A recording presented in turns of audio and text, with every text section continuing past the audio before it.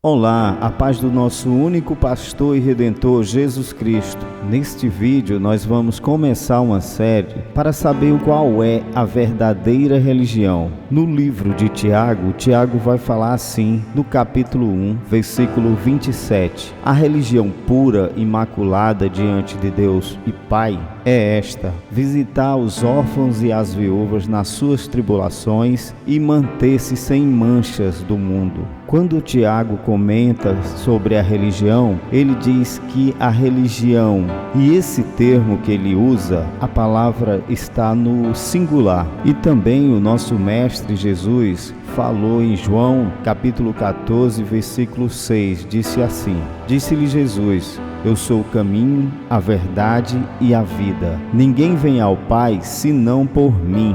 O mesmo termo, Jesus também usa a palavra no singular. Agora, qual é o motivo porque tem várias religiões? Nós precisamos saber. Para isso, devemos buscar nas Escrituras onde está o problema e também na história da igreja, em toda a história que aconteceu durante todo o tempo. A palavra religião vem do latim religare, que significa religar, ou seja, ligar de novo o ser humano a Deus. Perceba que Jesus diz que ninguém vem ao Pai a não ser por mim. Quando ele usa esse termo, porque muitos homens tentavam ir a Deus através de outros homens, mas Jesus diz na sua palavra que só é possível se for através dele.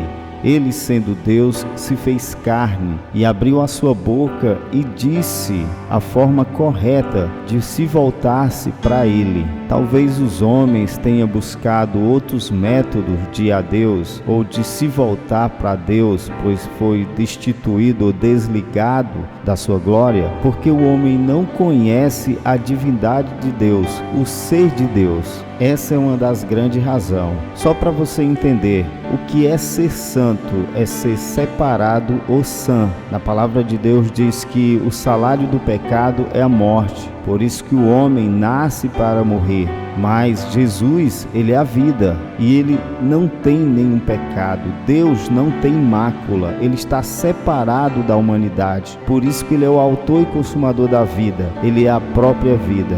Pois a única forma de voltarmos a viver para sempre é voltarmos para a vida, que é Jesus, que é Deus. Como um exemplo, se hoje algum santo, ou seja católico, ou seja ordenado por alguma instituição, e que também muitas pessoas cultuam essas pessoas, se elas tivessem pelo menos um senso de lógicas, elas poderiam entender uma coisa: se ele é santo, então ele não poderia estar morto. Mas se ele está morto, ele não é santo. É muito simples. Jesus ao terceiro dia ressuscitou porque ele era santo, era sem pecado, sem mácula. Adão, quando estava no paraíso, ele tinha a glória de Deus na sua totalidade. Ele tinha a presença de Deus, mas ele pecou uma única vez e ele foi separado da glória de Deus. Deus não tolera pecado.